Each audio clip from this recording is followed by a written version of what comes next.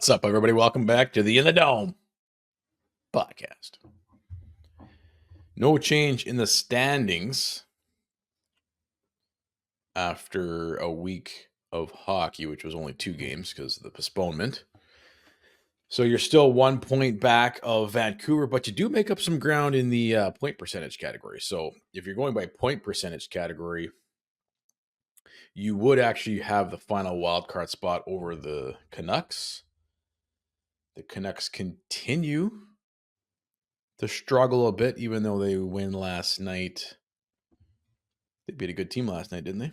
Shut them out. Well, it's Brad Treliving's team. Oh, is that who was? It's the Mark Savard. It's the Mark Savard power play specialty team, and everybody in Toronto is finding out why we hated the power play so much last year.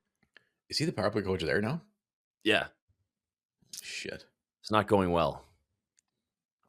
Well, you beat the Leafs 3-0. That says something. I don't know. All kinds Essentially, of drama going on if you're following the standings, yeah, there's a pretty big gap. The next team up after Vancouver is 53 points, 6 points back. Those are good teams, man. Colorado, LA, Edmonton. So if you're looking at a pure wild card race, it's Vancouver and no one else. It's Vancouver. There's St. Louis right behind you too. 3 points back. Utah's there too. But dude, the Flames, none of these fucking teams have Dustin Wolf. They continue to find a way to win games, scoring 3 goals or less. 3 goals? We're on a freaking 2-goal schedule now, eh? You score 3 against the Ducks, Netzio win with Dustin Wolf between the pipes. Score 2 goals against the Kings, good enough for a W. Let's start with this Kings game because you were there.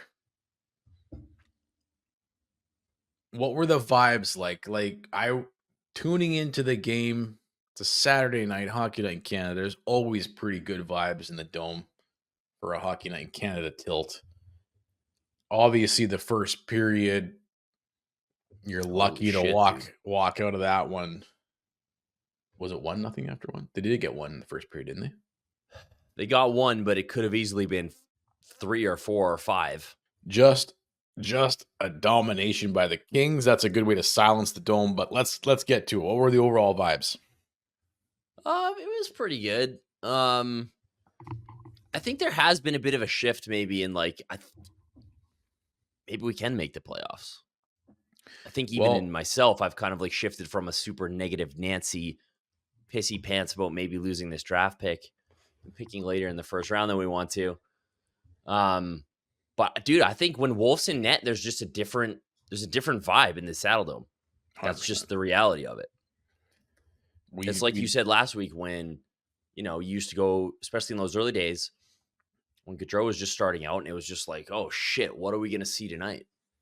That's what it's like. And in the back of your mind, in your back pocket, you're always like, well, you got Johnny Gaudreau, so you could win any game. It's starting to seem that way with Dustin Wolf. We did talk about this as a discussion probably a month ago, that Dustin Wolf, when he's playing in net and keeps doing what he's doing, that belief starts to creep in, doesn't it?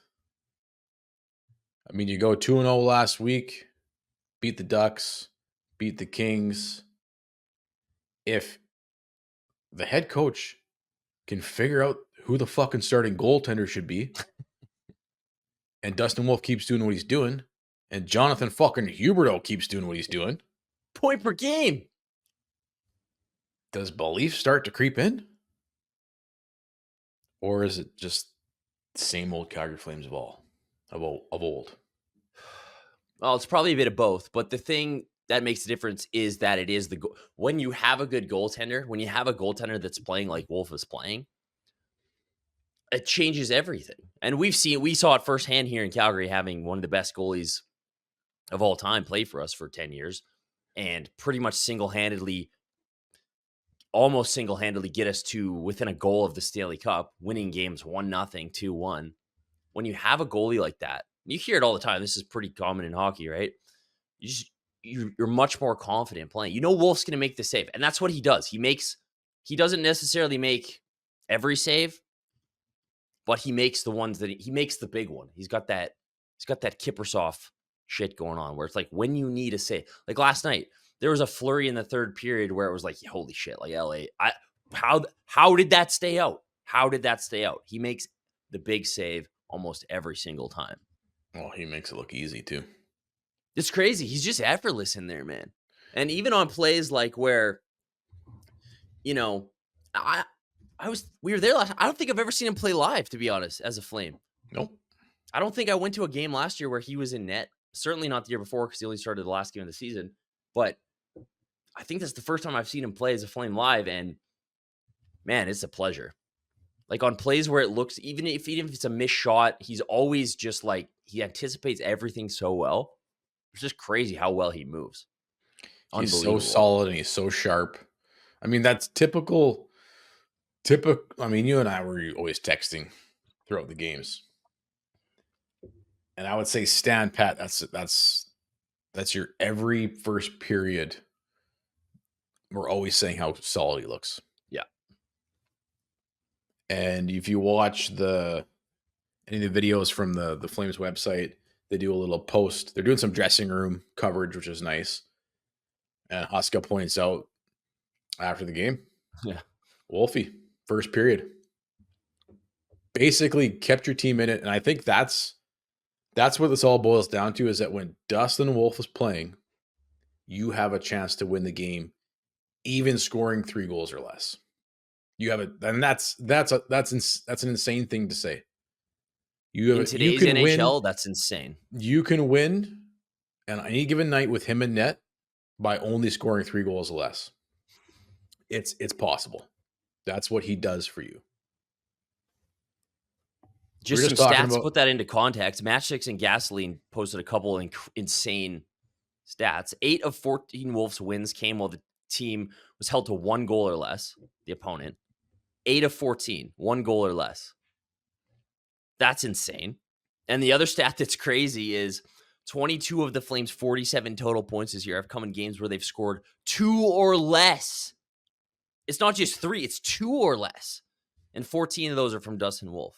14 of those points. 8 on Dan Vladar. When Vladar's played well, he has played well. But pretty much half of their points are coming from games where they're scoring 2 or less. 2 goals. Half of your 2 goals. That's insane. So, we come on here and this is what we do. We discuss the Flames. And we say, well, is this a sustainable in any given world with average to slightly above average goaltending? Anything outside of elite goaltending, it's not sustainable to score 2 goals or less. Or 3 goals or less. But my question to you is like this whole belief concept creeping in is it sustainable? If Dustin Wolf continues doing what he's doing. Well, you posed this question to me. I think it's kind of a weekly thing. And it's like, probably not, right? Like all the stats bear out that like over time, this is going to, they're going to fall off at some point. They're in total goals for, I think they're 30th in the league still. Only the Ducks and Predators score. Dude, less. That's nuts. And you look at how are you in a playoff position? Exactly. Like here's the bottom 10 teams in scoring. LA, which, they looked really good, but they couldn't score last night. Ottawa, Utah, Boston, San Jose, Detroit, New York Islanders, Chicago, Calgary, Anaheim, Nashville. Like those are all shitty teams, none of whom are sniffing around a playoff spot, other than like Boston's in a wild card spot and LA's been really good. That's pretty much it. Like you're down there with the San Jose Sharks score more goals than you. The Chicago Blackhawks score more goals than you. The Detroit Red Wings. And you're right there in a year where everybody predicted you to be absolutely in the shitter. And it's not like they're playing insane defensive hockey either. No. I think evolving hockey still has them kind of like middle of the pack in terms of high quality chances given up per 60 minutes, like 18th or 19th. So it's not like this is and you saw it in the first period last night. They were a mess defensively on that goal. It was brutal. There was a lot of breakdowns. Like, it's still happening on a night-to-night basis where there are a lot of defensive breakdowns. The penalty kill sucks. Everything suggests that you should be a bottom 5, bottom 10 team in the league. But Dustin Wolf has he's only behind Hellebuck in 5 out of 5 save percentage. And the Flames have, as a team, the second best save percentage of the entire league at 5 on 5. And I think third in all situations. So it's like, sure, they're playing with some structure on a lot of nights. They're playing above their head defensively for what their personnel is and what's on the blue line. But everything indicates that this should not be a good team. But the goaltending is keeping you in it. So, shit, man, you're pretty much running on fumes of belief now, and Dustin Wolf being incredible. And, like, Huberdeau picking it up and Coronado being really good. It's insane. So, is it sustainable? No. But I don't think any goalie run ever is. Yeah, but is this even a run? Or is this just Dustin Wolf? It might just be him, right? Look, dude, he's doing this in his rookie season. It's insane. But if you track it back, this is just what he's done his entire hockey career. Exactly. He knows no different. And now Every he's doing level. it. And now he's doing it at the NHL level. It's just, it's insane to think. This could be one of those things where if you turn back the time, when it's all said and done, I don't want to get too far ahead of ourselves here, but if Dustin Wolf is legit, and this is just the start of something that we're gonna get to enjoy for the next 10 seasons. If you turn back the clock and redo that draft, I say for sure he's a first round pick. Likely he's a top 10, top 12 pick. If you redo that draft, I don't know. Let's not get ahead of ourselves, but he might even end up going higher. I think we can. Dude, he was like the second last pick. That's what makes this all the more crazy and all the more fun. And, I keep getting caught up in the Gaudreau comparable, but that's really what it is, right? It's a guy who was too small. Nobody believed in him, kept proving people wrong at every level. They took a flyer on him in a draft later than where they should have gone. Everyone's like, too small. Dominates, comes in, and pretty much both of them have immediately turned the Flames from they're a bottom 5 team to holy shit, they could make the playoffs. And Dustin Wolf we always talk about, like, don't expedite the rebuild, don't try to speed things up. Fucking Wolf's doing it. Yeah. Well, this has been hand in hand our topic of conversation, along with the outstanding play of Dustin Wolf this season, is at what point do you start to build around this guy in terms of maybe I don't know. It's such a conundrum right now. You have to give it more time. We're going to talk about the Rasmus Andersson situation, what you do there. But dude, if he continues playing this way, like if this is just who he is, how do you not start to really think about adding? And he's again, a top 10 goalie in the league, which is like crazy. You have to bring it back to this conversation of, because my point is, you hear it all amongst the fans, all the fans on Team Tank, and fuck, I'm almost there on a nightly basis, dude. After I watch that first period, I'm like, fuck yeah, it. you're just like, I'm back on Team Tank. Let's go. Yeah. And then Wolf does what he does, and then you scratch out another win. And you're just like, holy fuck, man. If he keeps doing this. Anyways, you hear it all amongst the fan bases. Elite talent. You have to tank to get elite talent. It's starting to really come together and look like we've got elite talent between the pipes. It's almost like a miracle we got another top 10 pick. We just didn't know it.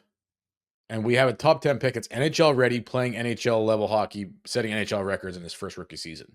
Well, dude, it's almost exactly like the Gaudreau situation, where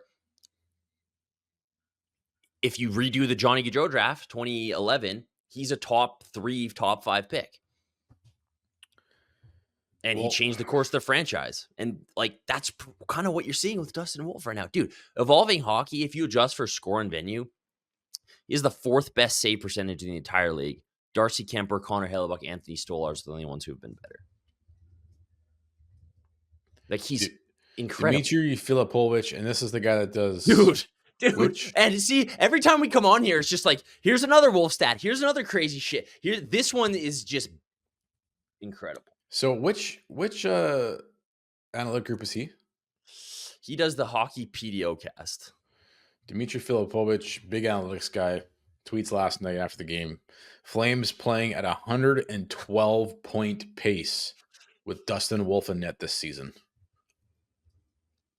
And this is why we make such a fucking big deal about the head coach. Is he just lying? Like, is he is he actually stumped?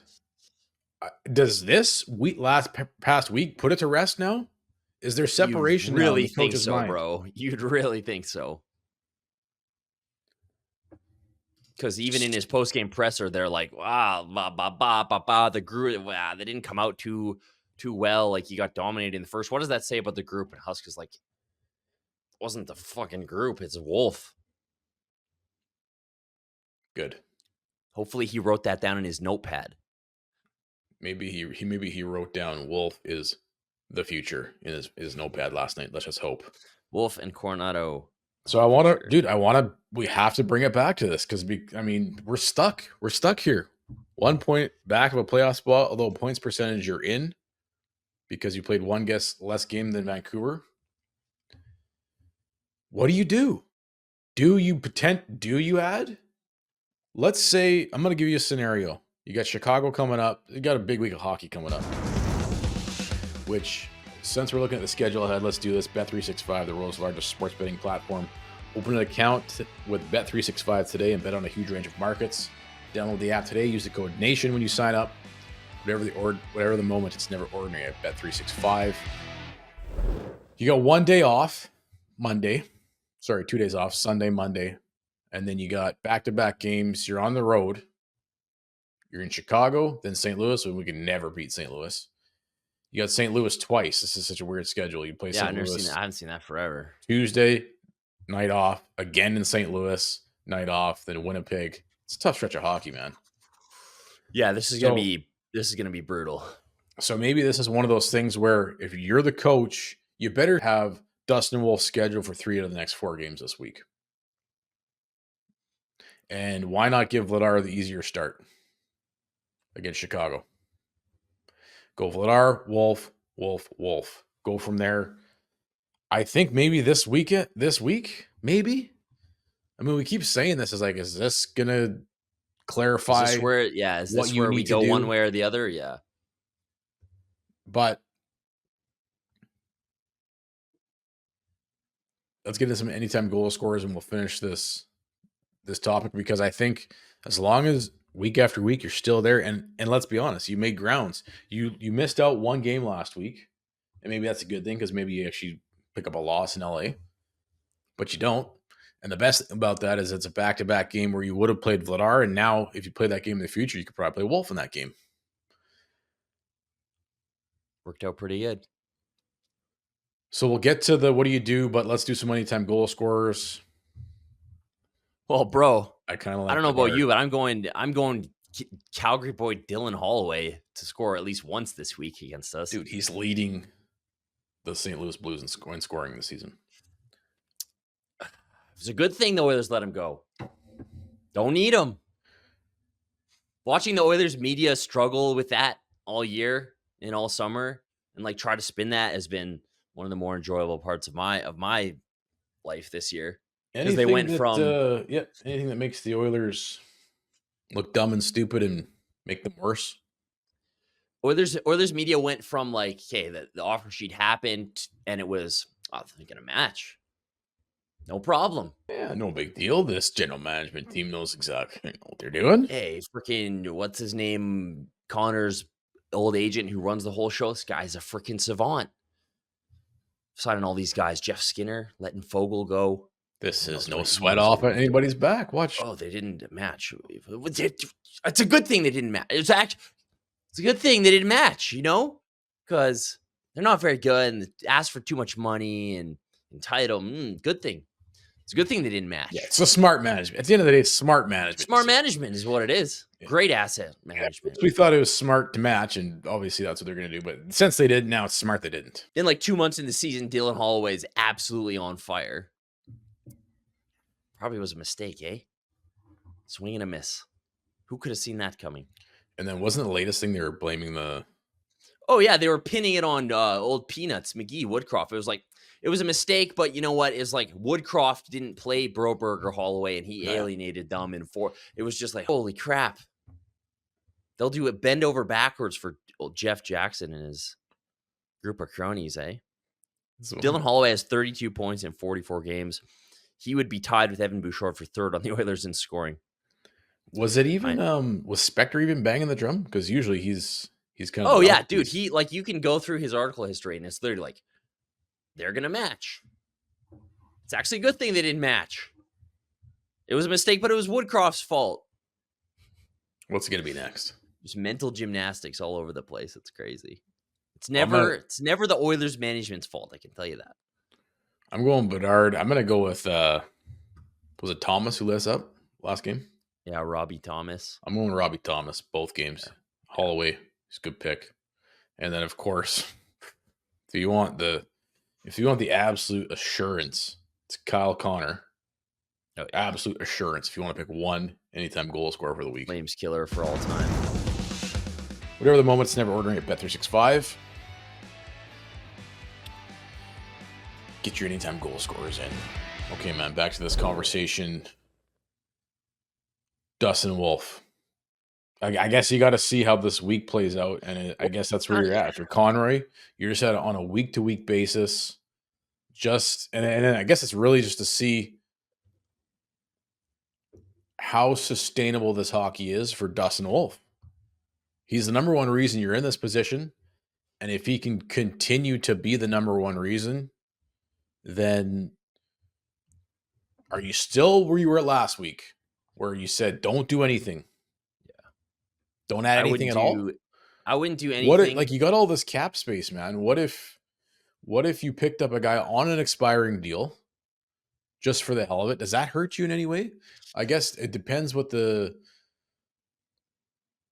what you got to give up, I guess. The moves, this is how I wish the Flames were kind of using this cap space, and how I hope they use it moving forward, isn't to like make big additions. It's making additions. Like, I think the Kuzmenko addition was a good use of cap space last year, where ultimately that hasn't really worked out because the guy's been fucking shitty.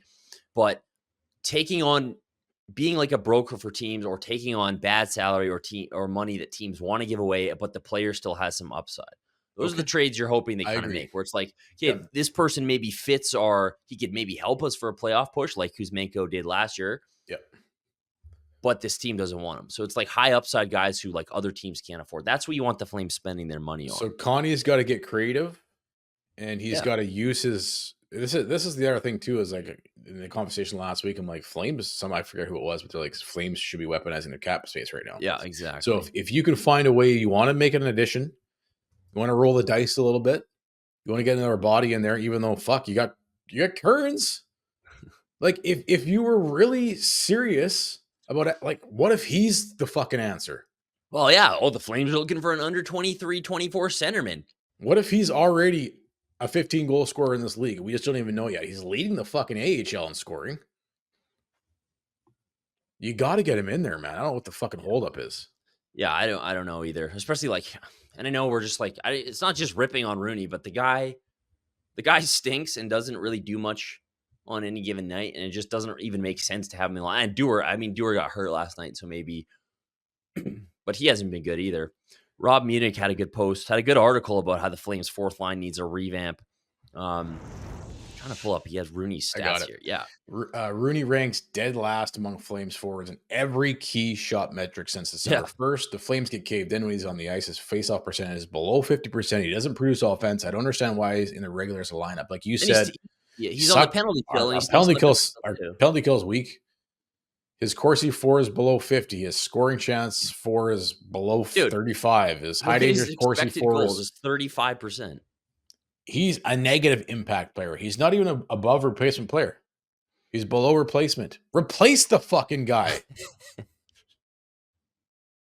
This is like, I want to be on board with Conrad. I want to be on board with Huska. I want to. But then you see these fucking red flags. We're going to talk about some more Connor red flags on an article that came about last week too. But I think that's been the most frustrating thing with Huska and just kind of in general around the team is, and it's weird because it's a bit of the well, I guess it does fall in line with last year where like Zary got his chance, but every other kid kind of had to struggle to get into the lineup. But yeah, that's the one thing that's been bothersome this year is kind of how they view and utilize young players. And it's like, you can make the argument that it's got those players going like, oh, you jerk Coronado around and now he's flying. But to me, it's like he was going before. Yep. He's going after. That had nothing to do with it. If anything, that was a complete waste of time sending him down to the AHL for that was what it was healthy playing, scratching him. You know what that was? That's playing with fucking fire. Yeah, it's mind games. You got someone in the agent camp tweeting about it. Yeah, you don't want to fucking get on the wrong side this early with a player. So that's been if you've been watching the show, it's obviously been the most frustrating thing for us this season is like, why the fuck isn't Coronado playing okay, now he is. And now, why aren't we seeing more kid? Why are we seeing Rooney? And now he's scored. Imagine where you'd be if Coronado was sitting in the AHL right now. Has he been other than Huberdeau your best forward? Probably. Oh, easily. And consistently, he's probably been better than Huberdeau over the entirety of this season. 100%. Huberdeau's obviously turned it up a notch the last month or so, but just these kids. That's the thing is like, I don't understand. There's the Venn diagram here of the team's needs and wants and the young player development that are overlapping right now. And I was talking about this with my buddy last night when we were at the game. It was like, this is what I don't understand about, like, we'll talk about the Rasmus Andersson stuff in a bit, but I just don't understand this, like, well, you have to sign this guy, or we have to keep this veteran around, or you have to do that. The Flames traded Markstrom, Hanifin, Tanev, Lindholm. Who else? There's one other, Zadorov. 5 big, and they're better this year. They're better. Well, that's my big thing is like, oh, they did a full on, sell off. Like, look at the players they sucked. We sucked with all those players on our team. Yeah. With Markstrom, with Lindholm, with Zadorov, with Hanifin, Tanev. Even those guys are good players individually. The team sucked. So did any one of those guys really, really move the needle? It didn't for us. I guess Tanev maybe Tanev and Hanifin, but I mean, they can't score. They can't score goals. Those guys. So, like, that's why I scratch my head when it's like, well, you can't have the kids. You can't have like Karen's up and like, well, you have to keep Anderson. What are you gonna do if you lose it? I'm like, I don't know. Let's fucking see, because we traded half our team last year and a bunch of guys who I was told you can't live without. Everyone's like, what are you going to do? What are you going to do when you trade Lindholm? You don't have a center. Yeah, Zary's pretty fucking good. The Zary kid's good, eh? Oh, what are you going to do when... Who's going to score? Coronado. You can't trade Markstrom. You can't trade Markstrom because then you leave Wolf and he's there and he doesn't have any confidence and he doesn't have anything to fall back, and you need a guy like Markstrom to mentor him. And what are you going to do when you're facing 40 shots a night? It's like, oh, he's the fucking second best goalie in the league. So I don't get this. Like, we need to play these better. We need to keep these guys.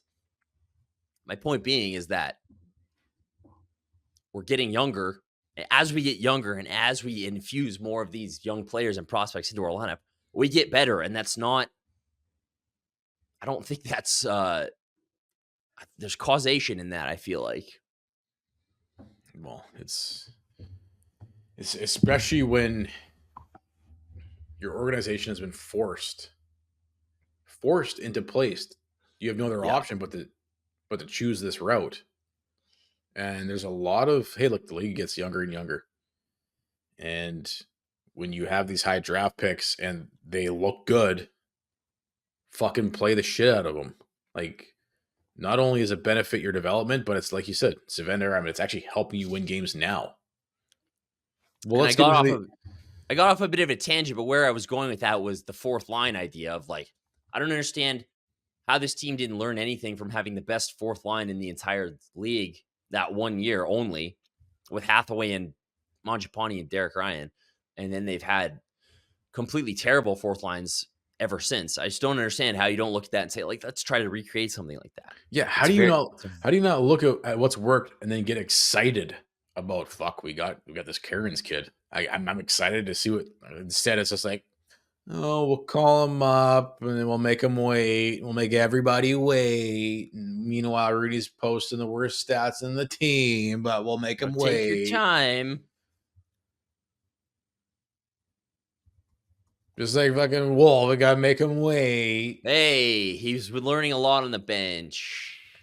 Oh, the best thing for his confidence is the best thing for Matt Coronato is to be in the AHL, bro. His best thing for him. He can't skate. He can't skate. Watch he needs his to confidence. work on his skating. Just watch his confidence skyrocket from watching games from the bench.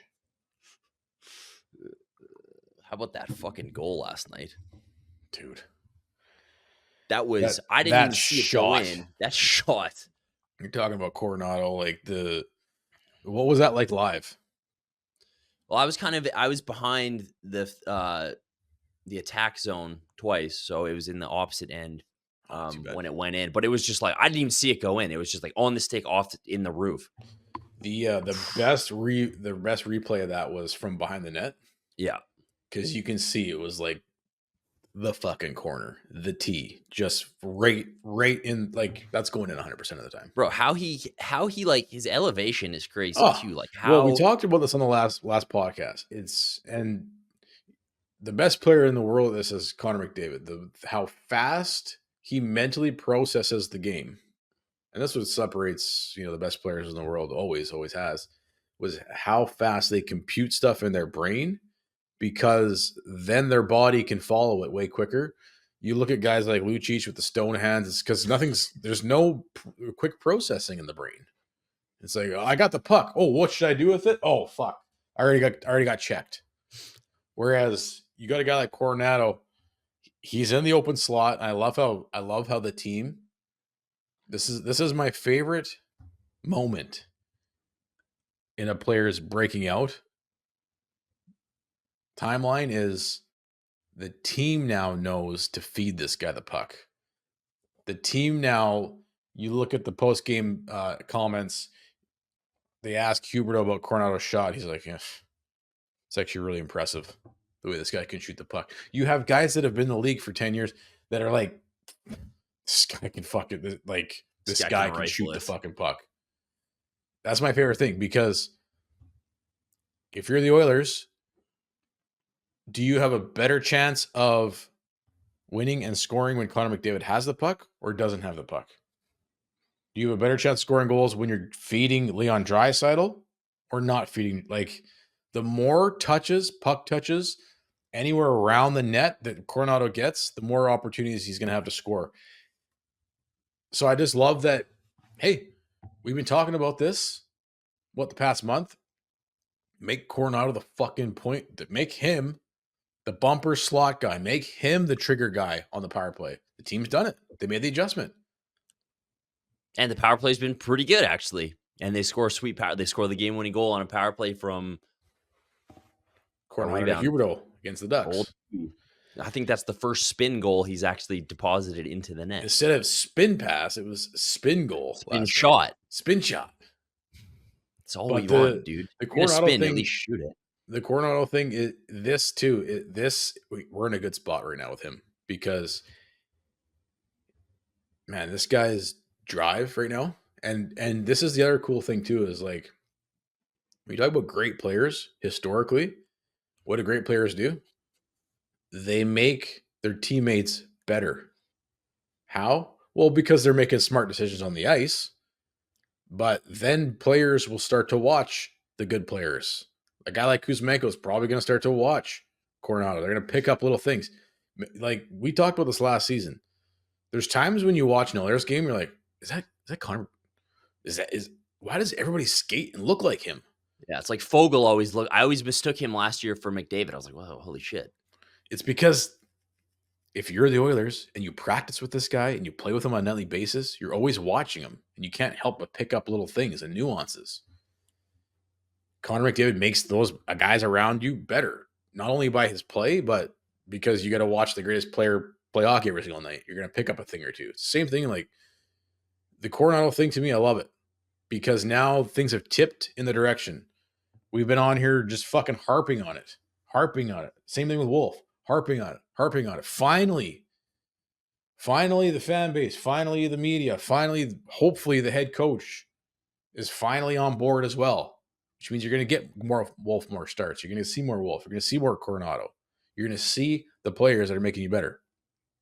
I don't know. It's exciting, man, because this guy, I haven't seen goal scored. I'm going to say it. I haven't seen goal scoring talent like Coronado since Jerome McGinley. Whoa. Have we had a goal scorer? Maybe Sean Monahan, but even still, man, Sean Monahan was a guy that just made the most of his opportunities as a slot master, and he had Gaudreau feeding him. I think Coronado has better goal scoring ability than Sean Monahan. Well, and he's a different type of player where I've kind of like said he kind of has the. Well, they don't call him the fucking bias for no reason, man. Like he's a freaking bull in a china shop on the ice, despite his less than like a smaller stature. He's still husky and like jacked and shit. But how old plays is he? 22. Oh fuck! Wait till he's 26. Like wait till he actually gets 4 years stronger. Exactly. He plays that game where he's in the corners, he's in on the forecheck. He just kind of has it all. He was I think most people, maybe if you don't remember when he was drafted or have just kind of been like a peripheral Flames fan, it's like, well, he's like what, a sniper. That's kind of his game, but you've seen it this year. He's been probably the most impactful player for the Flames on the ice on any given night in all three zones. He's been great. I think he's a lot like a Mangiapane with just way better finishing ability. He's like a Mangiapane with the shot of Camilleri or the shot of the goal scoring ability of Monahan. But like you said, even that's a little bit different. Like the kid fucking he's probably been, I know he's with it back than Coleman. So, anybody who plays with those guys, usually their 5-on-5 numbers are better, but he's probably been the best. Then their point production goes down, right? Yeah. And that's not the case here. Yeah. It's the opposite. Yeah. So all situations guy, and you're seeing it. The fuck is he good? I love this kid. And he's the guy who, like, if you're looking at, for me, like when you're looking at the guys you have to sign, and see, that's the other thing I keep thinking about, the cap space thing. Because, I've heard this, and we'll talk about Rasmus Andersson, keeps coming up in my thought process this week. One of the things people keep saying is like, oh, the Flames have all this cap space, and the cap's going to go up to 10,000 billion, quadrillion, $6 grillion, bajillion dollars, and who cares if they sign Rasmus Andersson to a $10 million? Who cares? It's like, the way Coronado's going right now, like, you're going to have a guy who's in, like, for me on the chart, I guess Wolf obviously too, but Zary, Coronado, Wolf, like, the way he's going, he's going to put himself in a different salary stratosphere very, very soon if he's going to be scoring. He's scoring at a 22 goal pace this year. If that's what, 30 next year, 40 is 40 out of the question in a couple years. Like, he's going to be a guy who you're going to want to lock in as soon as possible, I think, at a team friendly number as best you can. Sportsnet writes an article after the game to recap the game, and the headline is Wolf and Coronado lead the way versus LA. And how many times this season after a Flames win has it been like, oh, Wolf, Coronado, and Zary? Those are the standout players. Obviously, Huberdeau's having a great since December. He's been fantastic. 20 points in his last 20 games, 12 of them being goals. He's been great. But what world are we living in? What the fuck is happening? I think it's the same thing, man. These young guys have taken the pressure off him. And now you got to give him credit, man. He's put together an awesome season. He's been awesome. He's been fantastic.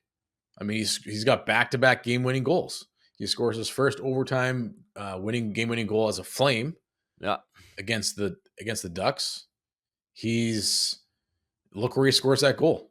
He's hanging out in front of the net. He's willing to go to that's the most greasiest spot outside of the corners. And the offensive zone, defensive zone to battle for pucks is right in front of the net. Well, and he's that's been the sniffing difference around this there. year. He's scoring a lot of goals. I mean, you did that little stat, a couple episodes back of where he's scoring all his goals from. He's in the slot. And he's shooting it when he's there. He's not dropping it back between his legs to their team. He's now in the 90th percentile in high danger shots on goal. And like you alluded to, I think he has more high danger shots this year already than he did last year in the entire year. So that's been the difference, is he's going to the front of the net, man. But you have him for what, 6 more seasons after this one? Yeah, this is year 2 of the it's a really interesting spot to be in as a Flames fan, even as ownership, management, because you're in a bit of a conundrum, dude. And Dustin Wolf is Coronado, Zari. These have been your most consistent, best players, maybe outside of Huberdeau, Cotter. You throw him in the top 5. But it's the young guys driving the bus. With Cotter, you got to give Cotter Huberdeau props. Uyghur's been good. Anderson's good. I guess it's not just the young guys. There's a handful of guys standing out. They're not all the young guys, but the young guys, without them, without Wolf, Coronado, and Zari, you're in a bottom 5 position. Dude, without Wolf alone, you're in a bottom 5 probably. No? Yep. And so the point being is yes, the writing's on the wall. Let's see more of what's moving the needle for you.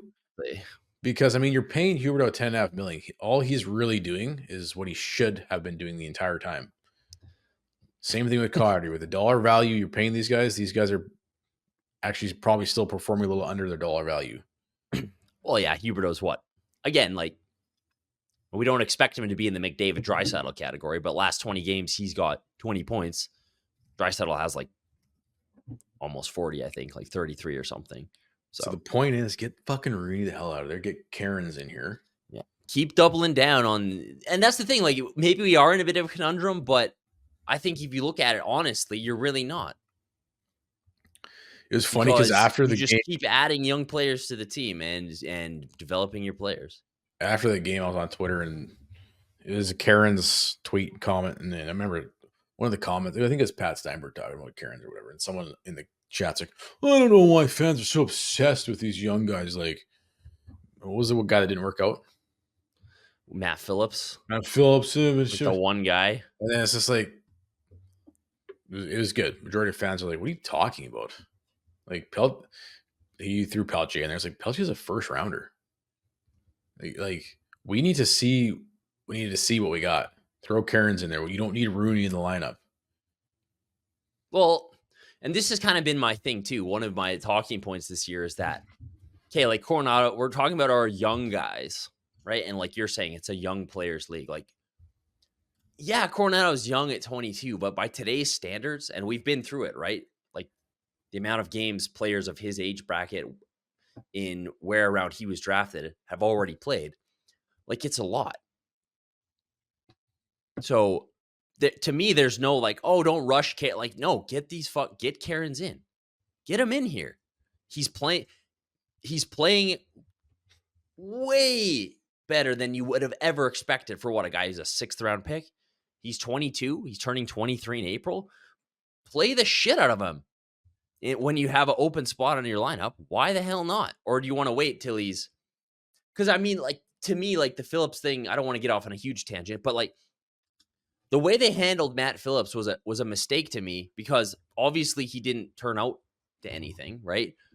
But we talked about this with Wolf. It was if you just leave him down in the minors, get year after year after year after year after year after year, right? And it keeps going. It's okay, in order to grow into your NHL skill set and be a player at the next level, you have to play at the next level. Well, and the thing too is like you could make the argument that a guy like Phillips is that his development curve passed him by because Exactly. he He never never got got the chance. he never got time at the NHL level when he probably needed it in his development curve.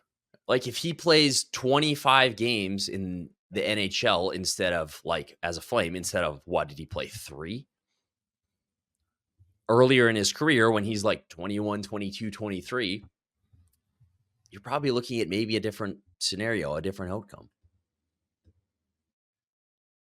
The point being, like a guy who's 22 and has not played an NHL game yet.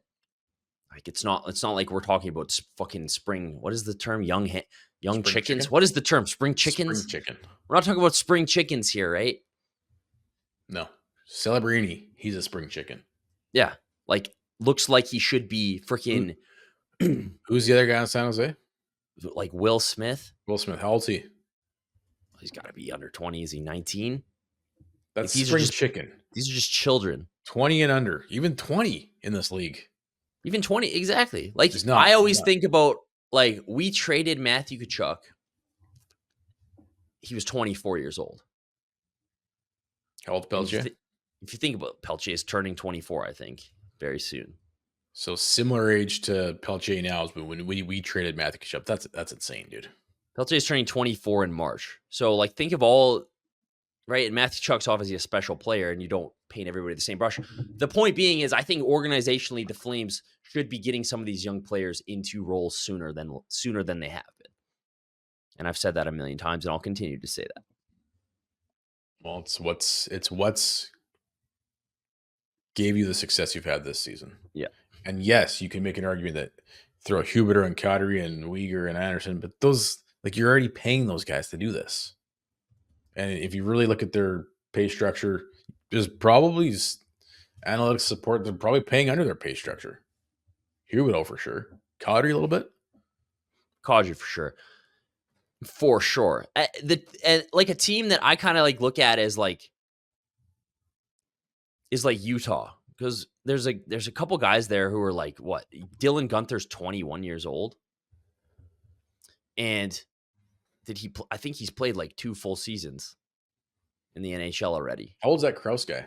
He's played. This is his 3rd season, not full ones, but like he's 21, right? Like, and that's the other thing is like when these kids hit their prime now, like prime is like for most players, like 24, 25, 26, 27, right? It's not like, oh, he's 28. Now it's like some of these guys are already approaching when they are going to be the best in their career. Zary, Coronado, probably Wolf too. Maybe goalie's a little bit harder to project. But, like the prime years of some of these guys are on the horizon already. So if you really want to like, all I'm saying is work these kids in the lineup sooner and you might get some better results. Better than what? 1 playoff series victory in 30 fucking years? You might score more than 2 goals a game with Karen's in the lineup. Maybe he helps you score an extra goal a week. Yeah, like Michelli in Utah.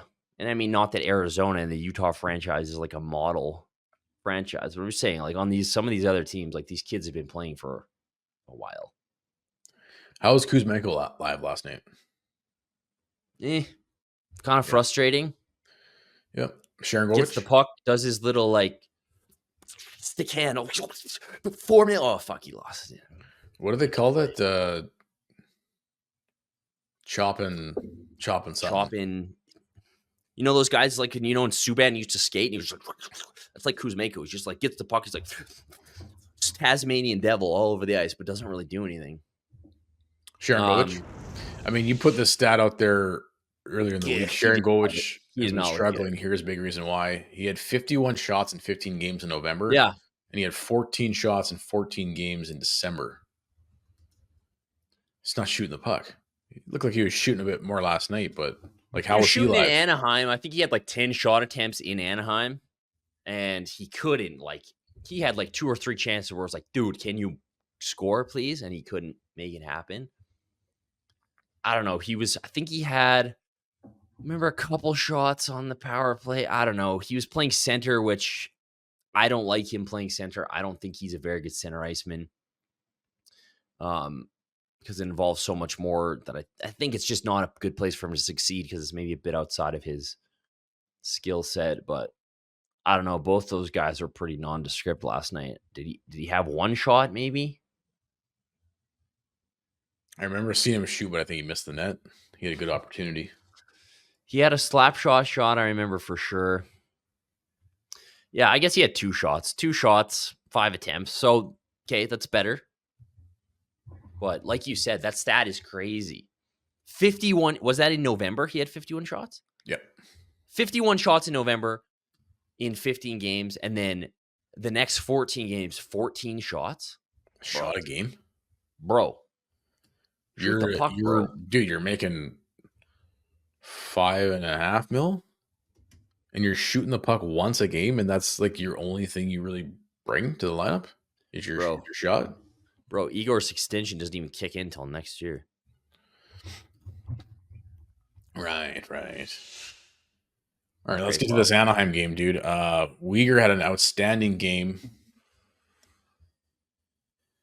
Obviously, the talking point of the game is birthday. Oh, was his birthday? That boy scoring a goal on your birthday. Birthday game. Yeah, he was excellent. 2 primary points, 11 shot attempts. He was great. Yeah, I think he was player of the game. Biggest talking point is the injury to Zari. Fuck, did that look gross, dude? Sounds like it was good news. No broken bones, no tears to major ligaments. They're going back to look at more image processing to see if there's meniscus damage or whatever it is. It looked fucking brutal. If you look in slow motion, his leg bends in the opposite direction that legs are supposed to bend. And it's always telling, too, the reaction of the player, right? Like, if a guy just goes down, he's like laying there, it's one thing. But if they're like, you can tell they're in agony. He's like pounding and just like takes his helmet off and just like, holy shit, dude. That looks scary as fuck. So the latest I heard is that there's no timetable for return other than he'll be back this season. Which is a fucking miracle to me. Dodged a fucking bullet.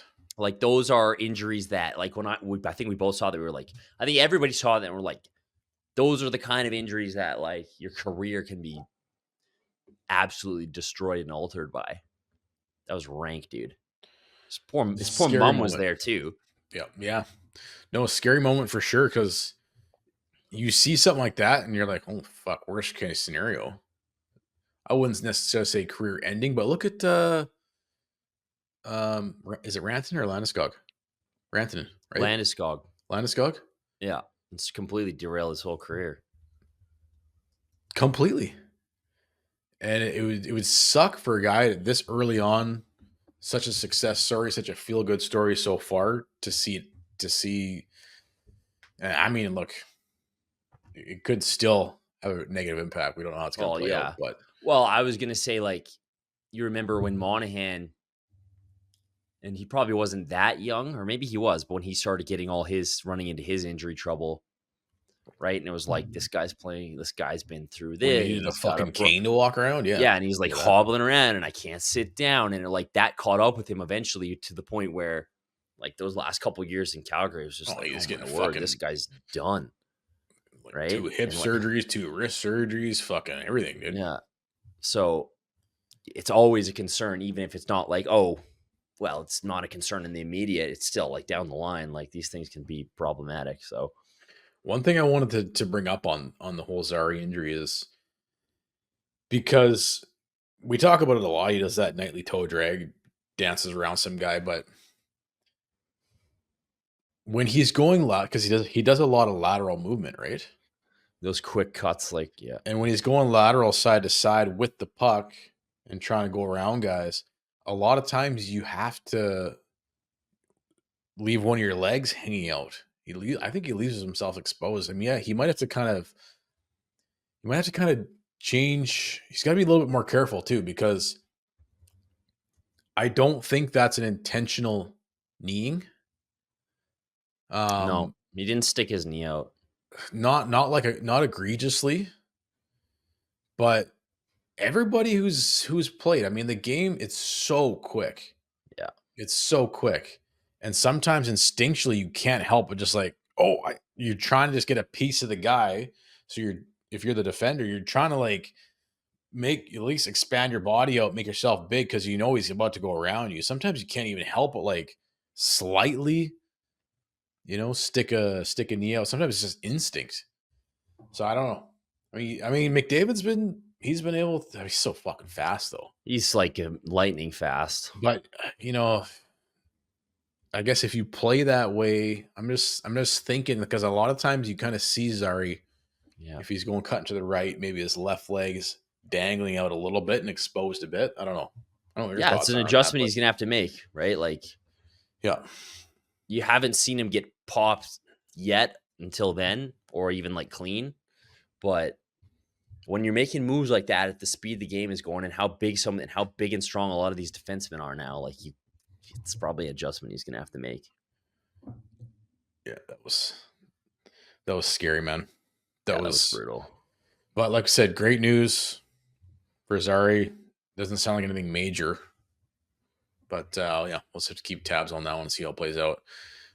We talked about it. So Carter gets a goal in that game, goes to overtime. Huberdeau, this is in Anaheim. Huberdeau gets the game-winning goal first. That's pretty hard to believe, eh? That's insane. Well, is it though? Well, if you were, I mean, obviously when the trade happened, the hindsight thing, right? But when the trade happens, I mean, that was one of the things that we were amped for because Totally. he had, at the time of the trade, some of the best 3-on-3 overtime metrics and numbers in the league. We're like, we did an interview with Jack Hand from Hockey Tactics, and we were like, he kind of poo-pooed it a bit. That was the first red flag looking back, right? We were like so stoked. And you're like, tell us all about Huberdeau. And he was like, I think you guys should like temper your expectations. Yeah, he was kind of like 5-on-5, nah. 3-on-3 though. 3-on-3. 3-on-3. He's like the best player in the league though. And it's his first game-winning goal in overtime as a Calgary Flame. It's crazy. Again, you break that goal down. Coronado's all over that. Oh yeah, he's get the first initial chance, and then he's dude. Let's see. We always complain about line combos. We got to see Coronado and Huberdeau play. Sure, together. If Hubie's going, they seem to be connecting. They connected again last night on the power play. Yep. Let's see it. They can't score 5-on-5. I don't know if Huska's got that in his notebook though. He didn't write that down in the old notebook. You know what? I was thinking about this. You ever seen Big Lebowski? Yeah. With Jackie Treehorn. Someone should do the old intermission trick on Huska's notepad. Flip the page over, and where the indentation is, you do a little, a little sketch there and see what he's just some guy with a big dick. That's what he's been drawing on the bench. He's just drawing dicks nonstop. Just drawing dicks all over his notepad. Let's be honest. That's what Huska's up to back there. It's just I just imagine all the players. There's like massive dicks. It's like in Superbad, and somebody's gonna find his collection. I just couldn't stop drawing dicks, man. So you gotta know what everybody's dick looks like. I was working on one veiny, triumphant bastard. Huberdeau, he got the game-winning goal. Let's draw his dick. Great win though. And I mean, dude, it's crazy. It's crazy how that Anaheim curse is like pretty much right. Well, I guess Anaheim it's reversed. Sucks, but it's totally reversed now. Because it was what, 28? Was it 28 consecutive losses? It was something crazy. It was like they hadn't won there since like 2004 until 2017. I think it was 20. It was in the 20s, dude. It was in the 20s. 20. I'm going to say 26 or 28. 29. That's fucking 29 nuts. games. That is nuts. Before they won in Anaheim. Can you just stop and think about how crazy that is? 29 games. You couldn't win one out of 29 games there. They had Joe Boo. Do you remember that? Fuck, that was the best. Was that Bennett? Yeah, With Joe Boo? we have Joe Boo, and just I want to mean, change it up, yeah, and then we have Joe Boo, and it we worked for us just tonight, thought so we're we'd gonna keep it change up the going. juju and get Joe Boo, and yeah, I mean, yeah. Yeah, Joe Boo, yeah. Like the Ducks fans, I gotta give them credit for that. You can't That was win a here. That's great good. troll. That may be one of the best fan trolls I've heard. Can I ask what's with those Ducks uniforms, though? I'm not like a big uniform guy, but those things are fucking horrendous to look at. The orange ones, Oh my lord! I like them. But I like them. What don't you like about them? I don't know. Why don't they just use purple and green? These Yeah. are sick. They All should. Korean They should. colors? I don't get it. Those retros, like that's going back Like in they have something franchise. so perfect and they won't use it. Purple and green. No one else is doing purple. It's like these ones are like the Flames version of the stupid red Alberta flag and the weird piping. When you have the most perfect jersey available to you, why don't you use it? Yeah. There's no other purple in the league, is there? No, I don't think so. Kings had purple for a bit. They don't use it anymore. I guess there's no really other Philly's orange, I guess. Yeah. Well, it was Philly. Did you see last night's highlights? Philadelphia Dude, and the Ducks. That It was like fucking sick. Orange on orange. And they were going "fuck you, Cutter" or whatever. Yeah, Tortorella is just a fucking beauty, eh? Dude, that's the thing. Like, Phil, I know it's insane and like it's over the top in Philly. Like they're crazy. Yeah. Like you'll go get the shit beat out of you if you go to a game. But it's like, Did you see I those like two the Leaf element of that. fans? Did you see Yeah, those two- some guy just comes up and starts beating the crap. Just This is like if you didn't see this, it's two Leafs fans basically up against the glass, and the camera's looking down on them, someone's phone, right? And they didn't look like they were beaking hard. They weren't doing anything. They were just like taking a picture or something. And some Philly fan comes down and just fucking starts wailing on the dude. Him? Yeah. Fuck. Philly, yeah. That would be a scary place to be visiting, to be I rocking a wouldn't visiting go there with a uniform. Flames jersey on, I can tell you that. Yeah, I don't know if I'd be doing that. Think twice about that. Yeah.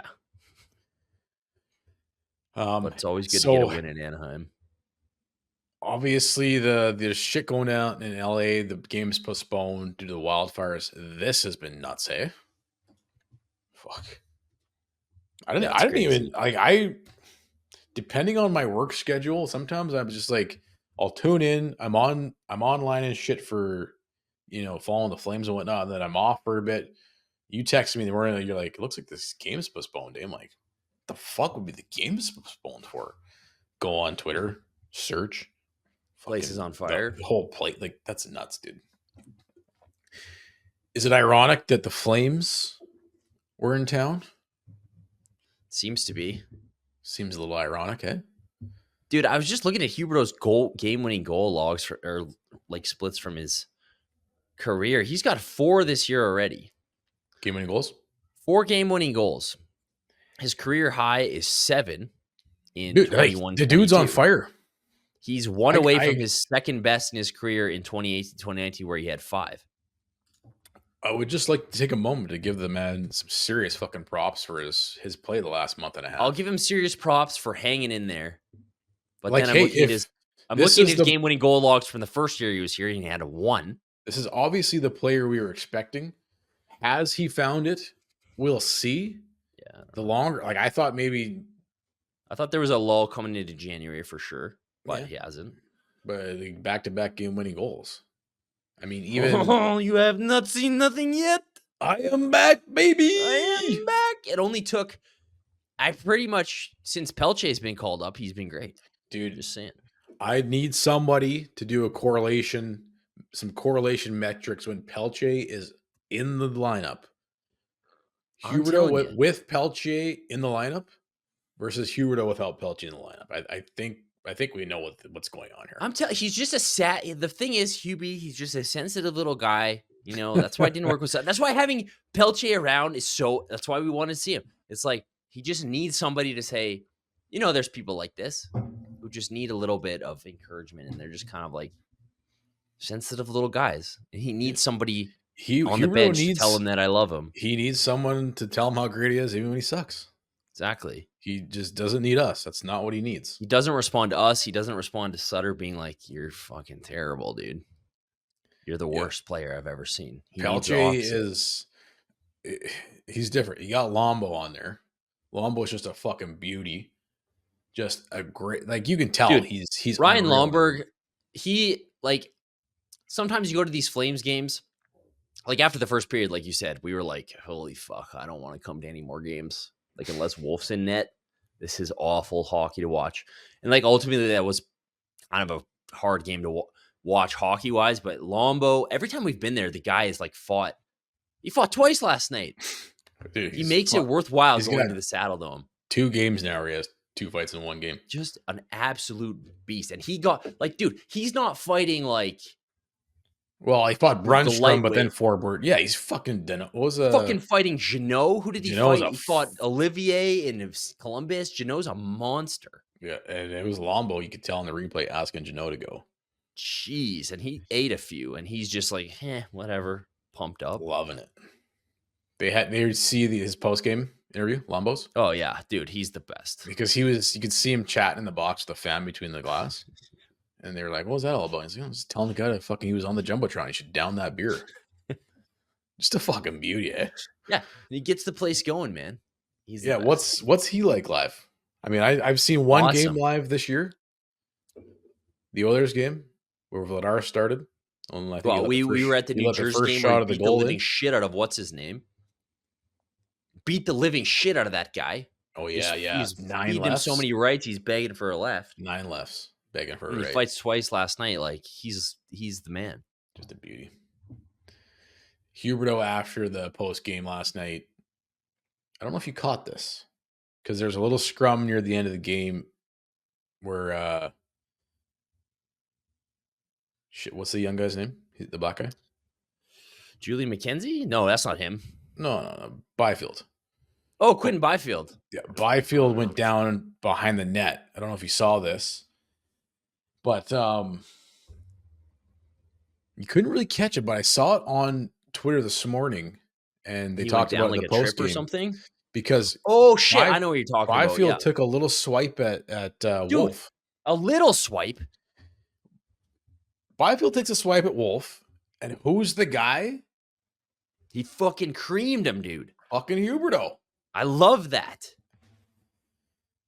Hubie doobie doo. Is he back? Dude, if he plays like that. Hell, and we've seen spurts of that where it's like he is a power forward. I love that shit. That was great. Because, dude, they were it wasn't just that hack on Wolf. That was like I think that's why Huberdeau went so nuts, is because they were hacking him all night. It was like every whistle, hack, a whack. There was always a poke. Every single save he made, there was a poke. It was going on all night. I love it, dude. And I just looked at since in the 15 games Jacob Pelche has been in the lineup for the Calgary, or the last 15 games, because that's when he was called up. Jonathan Huberdeau has 16 points in 15 games. 12 of those being primary point, or dude, 16. Holy shit, dude. Yes, all of them are primary points. In the last 15 games, Huberdeau has 16 points, and they're all primary points. That's crazy. I'm going to tweet that after this. I'm telling you, dude, Pelche. I agree. 10 goals, 6 primary assists in the last 15 games. You keep him in the lineup just to keep Huberdeau. Dude, 100%. Huberdeau just needs to speak his native language with somebody, and he's good. Exactly. Was there a French guy in the? He must have taught Barkov French, eh? Must have been. Barkov is like so meek and mild. He just be, bonjour, Hubie. Let's pour Red Bull on each other's heads again. Yeah, Red Bull. Maybe that's what's going on. Maybe the Red Bull's back. I don't know. Is Pelche dumping Red Bull on Hubie's head after the? Might as well. The morning skate. Is that what's really going on here? Might as well. You're right. Wolf is in the head of the opponent, man. He's starting to frustrate the other. I love it. Fucking love it. Well, dude, that's what happened in that LA game. It was like you said, first period, we were like, holy fuck, this is going to be a brutal. Are we going to lose? Like, hey, can we at least lose like 3-0 so Wolf doesn't get too badly lit up? Like, holy shit, the Kings are absolutely. But he just, one gets by him on a really bad defensive breakdown. But like you said, he's just so solid. And then it's just like, hey, they can't score. Dude, that save he made in the last 3 minutes? It was insane. Are you kidding me? I don't know how that stayed out. The guy's all alone in front. And you're just like, oh, fuck this. Oh, there's Wolf. Just sliding, just calmly sliding over in the splits, looking huge, taking the shot away. Yeah, Look, he just makes it look easy, man.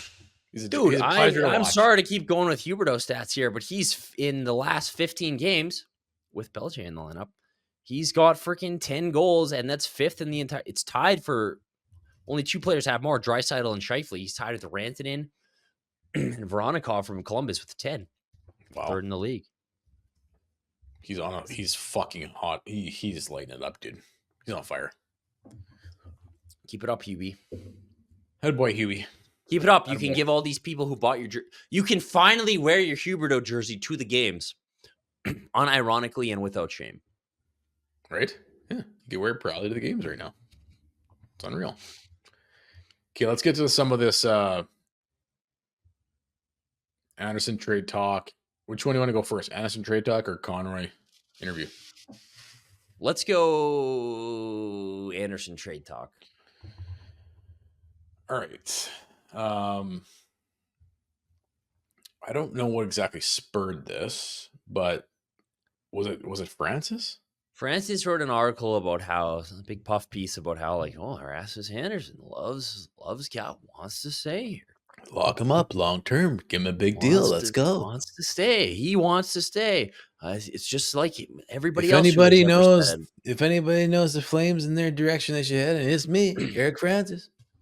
I mean, the one good thing about this was Andersson. He's said that he hates the Oilers and the Canucks, so that was nice. I'd fucking lock him up just for that, honestly. Exactly. Yeah, let's do it. Yeah, you fucking hate. But yeah, it was kind of one. If you hate the Oilers as much as we do, fucking, we want you on our team. Let's be honest. Pretty much, if you're a Calgary Flame, all you need to do is say, "I want to play in Calgary," and you hate the Oilers, and they'll be like, "Fuck it, here's a blank check. Take it. You want to play for us?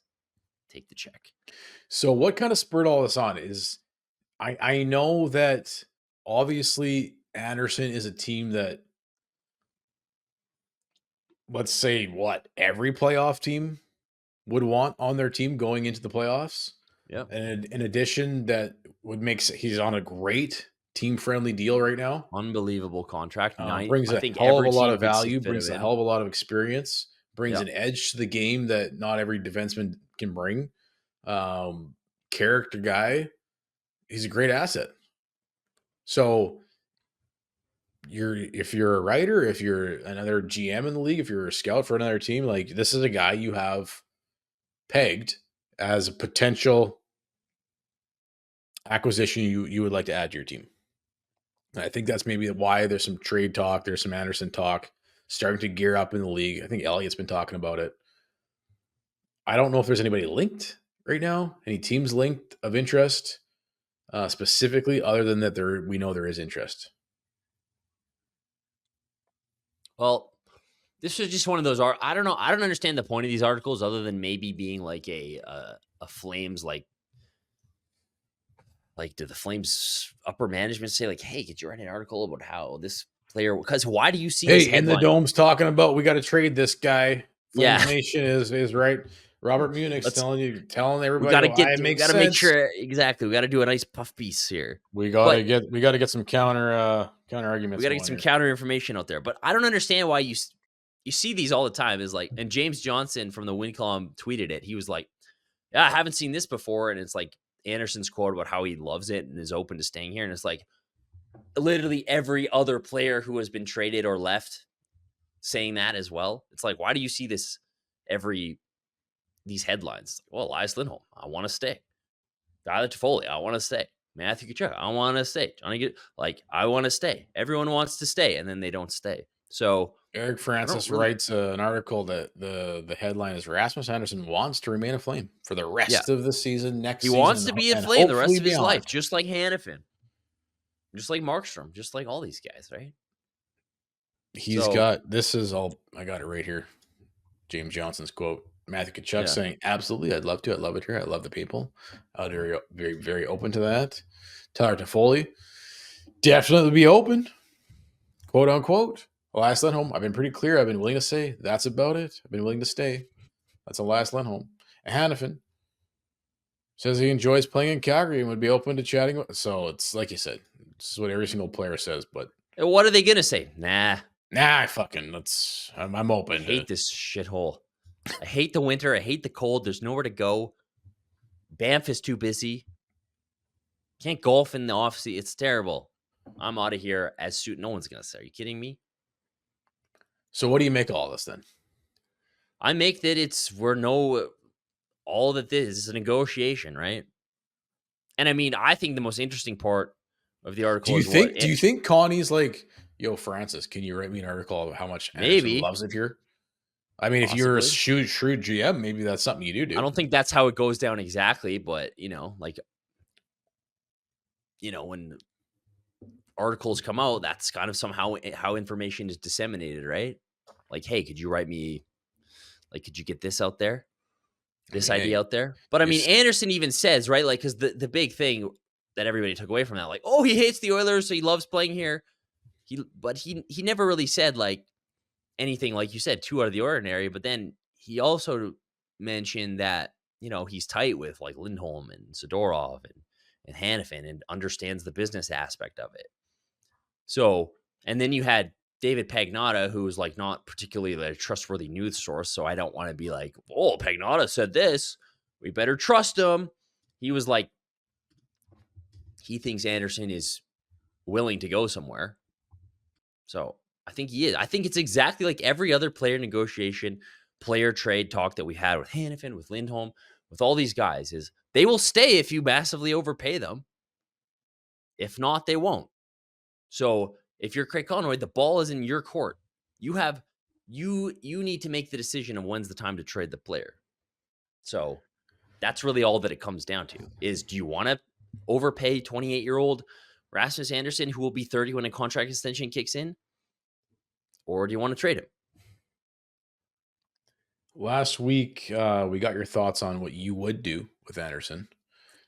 This week, let's get your thoughts on what do you think will happen with Anderson. Let's go this season and then beyond. Well, it's hard to speculate because that's the thing. The Flames want to keep all these guys. And you know what? Maybe Anderson is different than a Lindholm I think so. who clearly like was done. But then if Maybe you do re-sign Anderson, what I guess the dollar amounts doesn't really it's matter going to be against your own ridiculous. books. It's going to be too high for what he's going to be. He's probably different than even maybe a Hannafin because like you drafted him. You'd be keeping Anderson more for the person and the intangible qualities than what he's going to do on the ice for you over the next 9. It would be 9 years that he likely because he's looking for an 8-year deal, right? Jeez, man. What do you think Anderson wants? I guess So that's the thing. Like, do you think the team's kind of heading in the right direction because does he I really don't love know Calgary though, that much? because when you read like he's like I have great relationship with Lindholm and Hannafin. Like this was a thing we heard when Matthew Tkachuk ultimately decided to leave to Florida, and it wasn't like he came out and said like I'm talking to Sam Bennett every single day, and he's like, it's fucking amazing down here, right? But that's kind of what Chucky insinuated at one point. He was like, I'm like him and Bennett were good buddies, and they would talk all the time. And Kachuk's a bit for a different case because he's more of a business guy than any of these other players. But it's like, I think for Anderson, he's seen, other than Backlund, like all of his friends, all of his, all these guys he grew up playing with on the Calgary Flames, they've kind of gone on to like probably greener pastures, right? You see Kachuk and Bennett go win a Stanley Cup in Florida.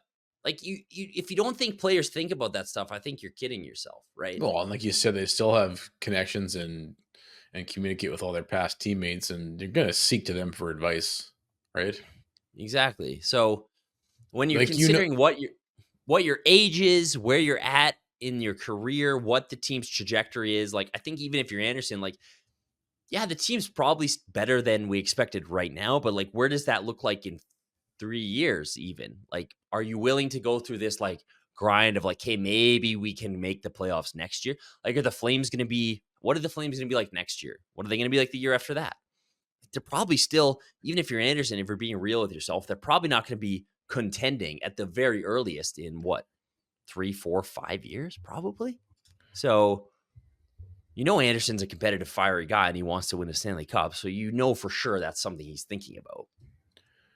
Well, the agent's advice, what the agent's advice is going to be. test Yeah. free agency. Like the agent is first and foremost, number one goal is to make you as much money as possible. Maybe 1A, 1B, 1B being we want you to be as happy as possible. Some players will take a bit of happiness over money, but does happiness for Rasmus Andersson mean staying in Calgary? I guess that's the biggest discussion. It sounds like, the reason why we bring up the James Johnson tweet, we bring up the grass might actually be greener, comparison with some of these other players is most likely, if you're really in the true headspace of Rasmus Andersson, he's most likely open to going elsewhere. And so if you're already open, that means not necessarily does your happiness linked with staying in Calgary, but maybe Calgary is the place you make the most money. I don't know. Yeah. Well, see, that's the thing. They're going to have to massively, and if you're the agent, right, too, like maybe it's not test for agency to get the most money because you're looking at like guys like Lindholm and Hanifin who were offered. Maybe it's like, maybe purportedly offered way more by the Flames. Let's say let's tell them we want to test for agency and then see how see how big of a check Connie's so it's all a negotiation, but it's not like Rasmus Andersson is sitting here going like, you know what, guys, like the Calgary Flames is the best organization in the entire league, and I just love living in Calgary so much that, like let's just do even though Rasmus is he's been a ride or die Flame. So I think he's probably in the mind space where he's probably open to going somewhere. And if you're the Flames, and to me, that doesn't even matter because unless he's willing to take like the biggest sweetheart deal of all time, which he's not, because nobody is, unless you're like Mark Giordano and you're like 32 and you're a fucking absolute monster machine and you're winning the Norris when you're fucking 58 years old and making $6 million. He's going to want a huge payday. And what do you think that's going to come in at? Like, what does Darnell Nurse make? He's getting more than Darnell Nurse for sure. Well, do you want to be paid? What would you say Anderson's worth is? Open market? Yeah.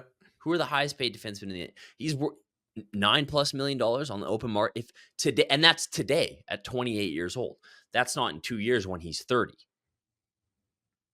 because that's when the contract would kick in. Yeah, but if you want max term, you're not looking at max dollar. If you're Andersson, are you?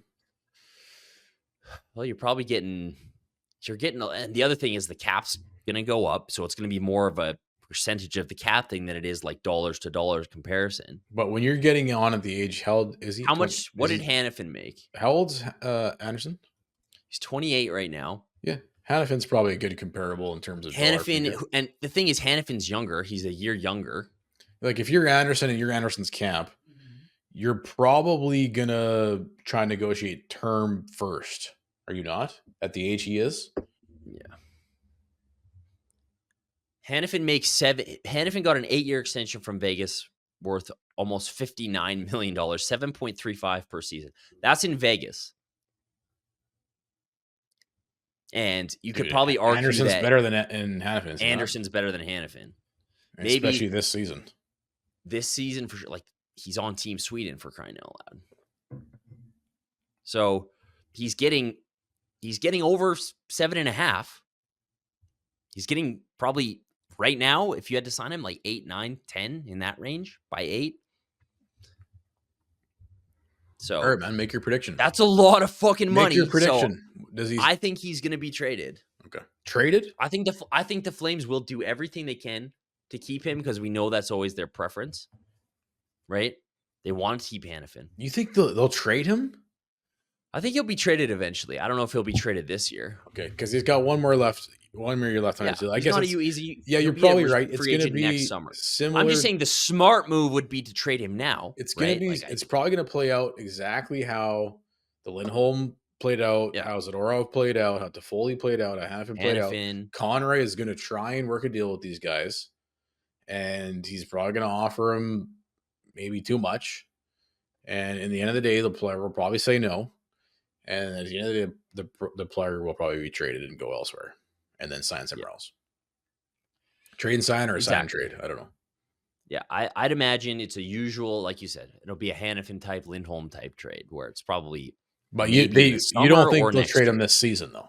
I would be I would be Florida. That would be way too progressive a move for the Flames to make. If they were in a position where they were in the bottom 5, yeah, probably that's something they're looking at. But given where they are right now, there's literally no way. Even if Conroy wanted to, which I don't think he does, there's no way the senior management and ownership would let him do that. So your prediction, and I agree with you, is he'll be traded next season. Yeah. All right, let's get to these.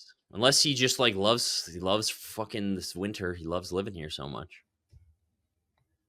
I mean, you got to see how the season plays out too. If they somehow make the playoffs, like Vancouver, I don't know what's Vancouver going to do. They seem to have a lot of drama going on over there. Yeah. Pedersen played well against. Was it Pedersen or Miller played well against the? Pedersen played well last night. They hate each other apparently. There's drama, dude. And Demko can't stay healthy. Like, I don't know, man. Does Vancouver find that gear back? They got Hughes. Do they find that? Hughes, and Hughes is incredible. Their coach is a great coach. So you wonder if Talkett can kind of squeeze enough out of them. Here's my question. If the Flames continue just doing what they've done this season, which up until now, they have a .573 winning percentage, slightly above 500. If they just remain at a .573 winning percentage, is that enough to overcome Vancouver? What's your prediction on that? Probably. So you don't think Vancouver goes on a nice win streak? You don't think they completely pull it together here? They're going to kind of... It's hard to see because what are they in their last 10? They're like pretty mid. 3-3-4 in their last 10. And they haven't been good on home ice either. They've been good on the road somehow, but 7-8-6 at home. They've got all these rumors swirling all, and we saw the kind of effect that can have on a team last year, right? Where it's like Lindholm onto all these guys, like it sewers the entire thing, right? It can be a huge distraction. We have more wins than them at this juncture. They're riding off of 10 OT losses. So I don't know. It looks like, but all man, right, like the Flames can't.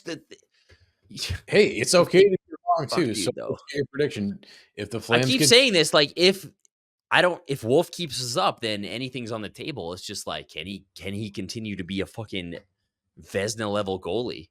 Well, I think he can and will. Obviously, he can. So the Flames can continue to find more scoring.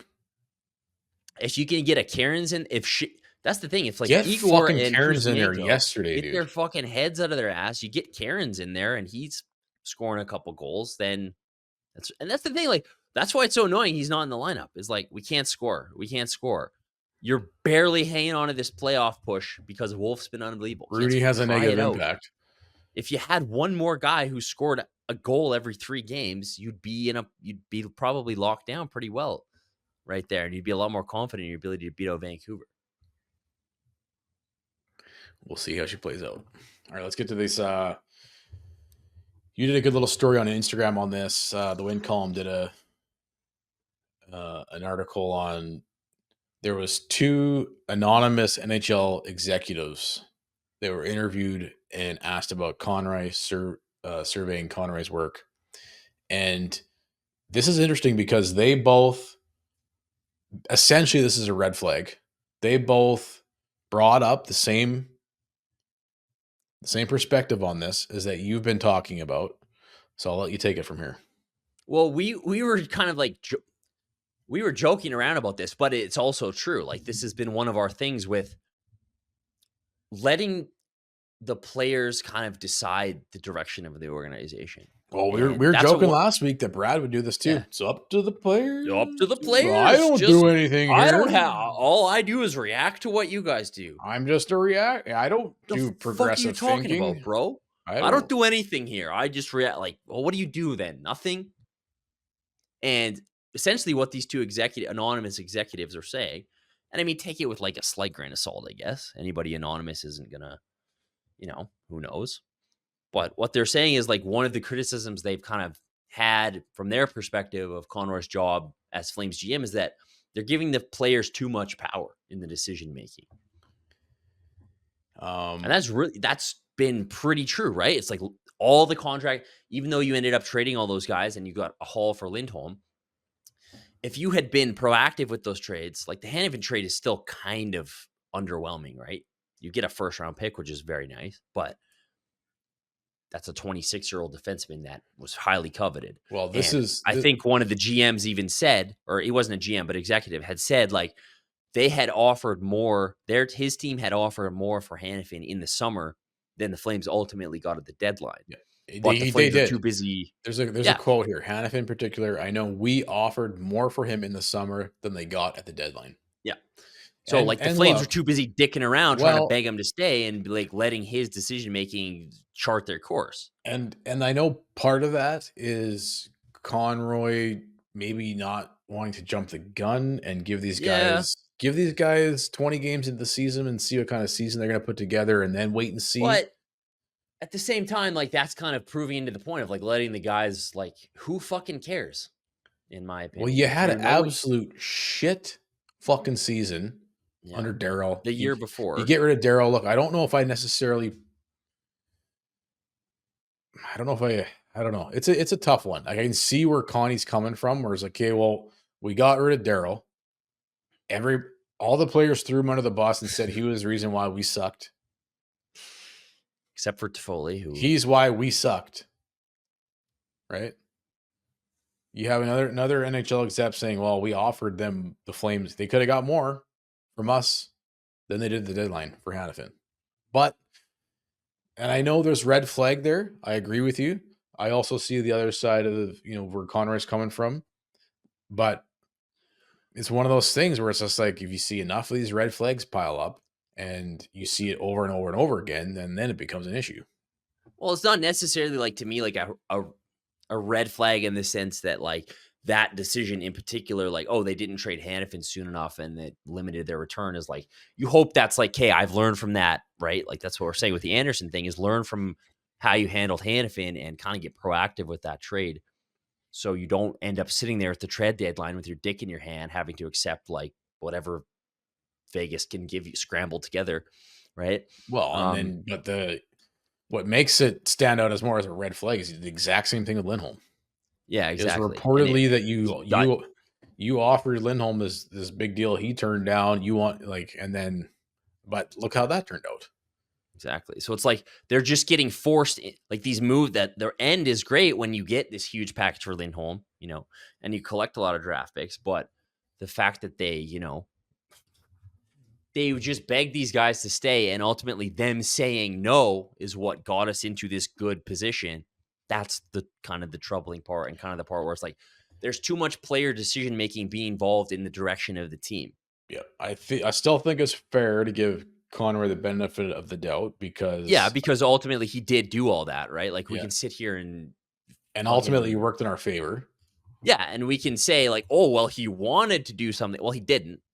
So Yeah. that's ultimately what you judge him on. But So, but yes, definitely something to be concerned. Well, not concerned, but to be cognizant of just keeping something a to watch like, fly out for right moving forward, yeah, especially how he deals with Rasmus Andersson. exactly. Okay, that's I mean that's a good article. That's a good talking point, and I think it's valid. So, I mean, I think it's valid, especially as a Flames fan. Especially we've seen how this team has operated for the past 20 years, right?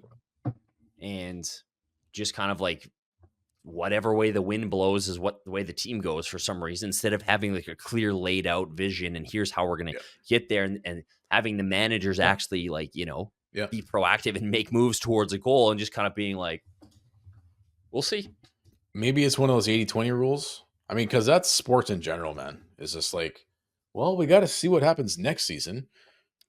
But there's validity to that as well. It's just like sports can be weird. You have one fucking outlier season based on a few different individual performances, like we're seeing it this season in Wolf.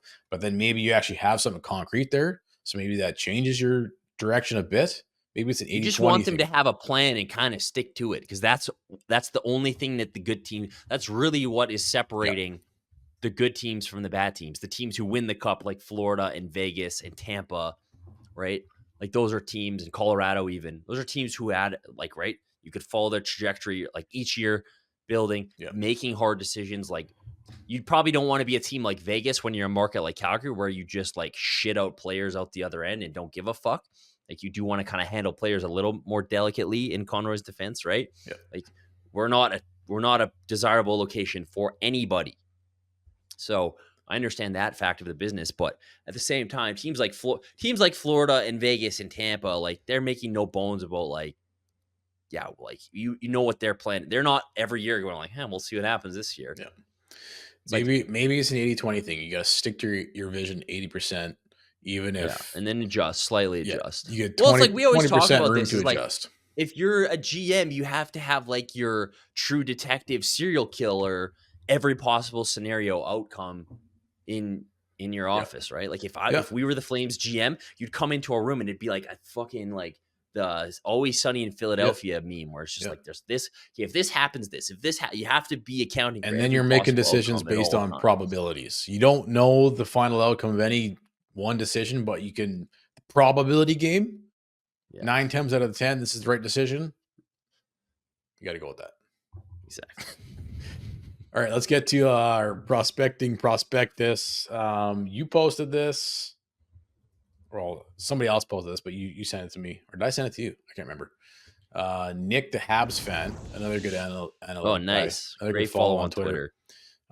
He posted the prospect pool rankings as of winter 2025, and there's the Calgary Flames, fourth best in the league on his list in terms of prospects. Yeah. And he said it's all about the amazing 2024 draft. Dude, which year, was Nick had them ranked 7th. He had them ranked 17th in U23 the year before. Now they're up to 4. Hey, 80-20. Connie said we got to nail our draft. They fucking nailed the draft last year, dude. Yeah. Like this Muse guy. It. Oh, dude. This Muse guy is going off, dude. And then you got Perek going off. Like, this is awesome. Gradin is absolutely, he might be the hottest player in the CHL right now. He's absolutely tearing it up. He's been so good. So like all of your guys you picked in this last draft have been unbelievably impressive. I don't have. Oh yeah, he did have a little more in detail on this. So he was ranking some of the players based on projected stars and NHL. Do you have that in front of you? Well, I do. Okay, let's break this down a little bit. The one note he had was that he has Honzek kind of in the did he have not in the bus, but like unlikely to be a star category, which kind of like a lot of people are like, But I just did want to make one. That doesn't surprise me. That's kind of. I want to make one quick point that Nick made about Washington, who's actually like kind of turning it around this year. Like, he was saying, like, because he has them ranked 7th, whereas the previous year he had them ranked 24th. Like, they had a great draft and they jumped. They have Crystal, they have Tarek Parasak. Like, they had a great draft too, and it's not really correlative to their success this year necessarily, but you're looking at a team similar to the Flames who, like, what the fuck are they going to do? They're kind of in no man's land, and then they come out, they made some moves in the summer, come out, have a great season. Like, I'm all on Team Tank here. But if you can make smart moves in the offseason like Washington and buy low on some guys while you're drafting well, maybe there is another way to skin this cat. Well, Connie's been pushing the retool. And if you're going to nail drafts like this and you have a guy like Dustin Wolf, an elite star in the making, you guys got Conroy's breakouts. Like, well, that's the thing. Wolf kind of like changes everything, right? Everything. Like, he's a complete wild card. Because you have now what? And goalies are really tough to find. You now have like you said, if you're doing this draft again, and not to get too ahead of ourselves, but definitely a bona fide first round pick. Yep. Into your lineup right now that you maybe didn't bank on before. Yep. So that's kind of a big deal, is it? Dude, it's massive. Well, look at the results speak for themselves, dude.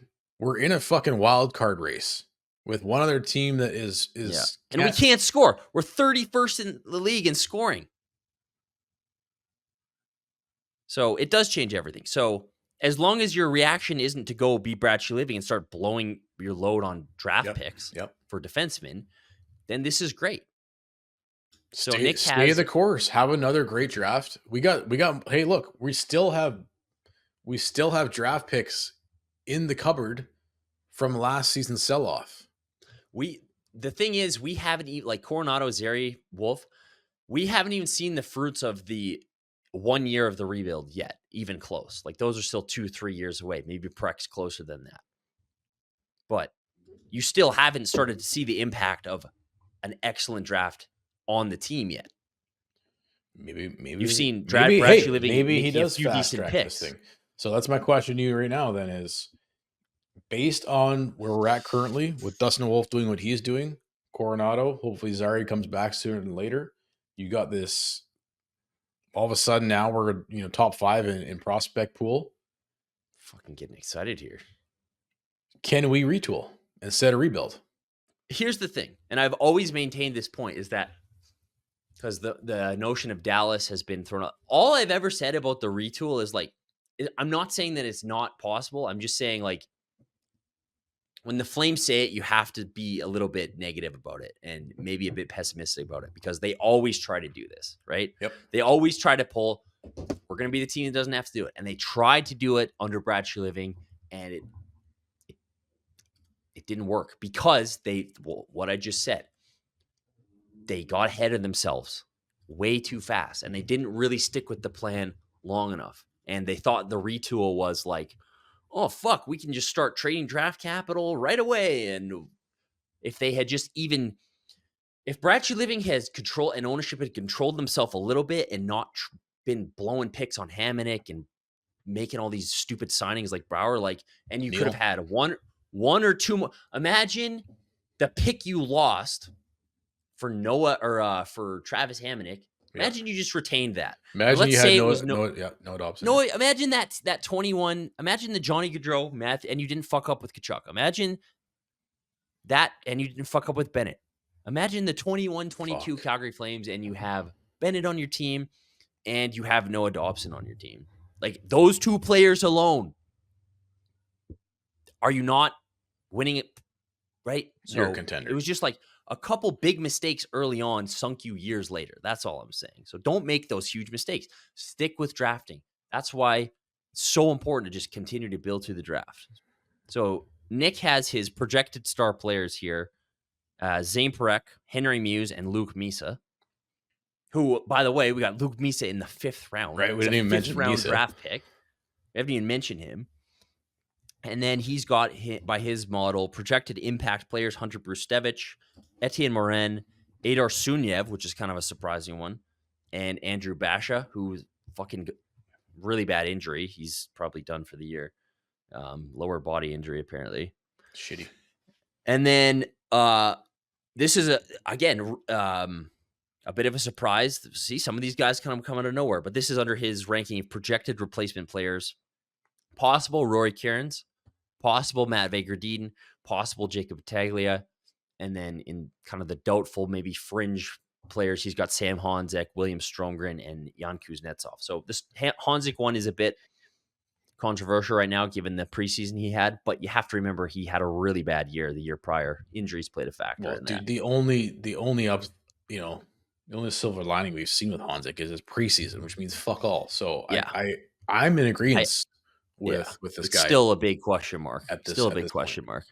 But again, like, you added 3 possible star players in the last draft in Misa by Nick's model. Misa, Muse, and Zane Parekh. Got you excited. That's pretty crazy, dude. Got you excited, eh? And that's the thing. That's the importance of, like, keeping those 3rd, 4th, 2nd. Keeping those picks are important as shit. And the last time the Flames tried to retool, they treated those picks like they didn't matter at all. Hey, man, getting you excited. I mean, that says something. That's a tough assignment, eh? Well, yeah, being at the Dome and seeing, like, that's what Dustin Wolf can do for a guy, man. Yep. Future looks bright, looks exciting. You're currently in a bona fide wild card race. Like, you're in one. You're in a wild card race right now, halfway into the season officially. We're currently a bubble team, so the games are all meaningful right now, and you're seeing some standout performances in some of these young guys. Huberdeau's making an interesting season. It's just a really intriguing, I would say, time to be a Flames fan with what's on the horizon, coupled with what this team has currently been able to put forth so far this season.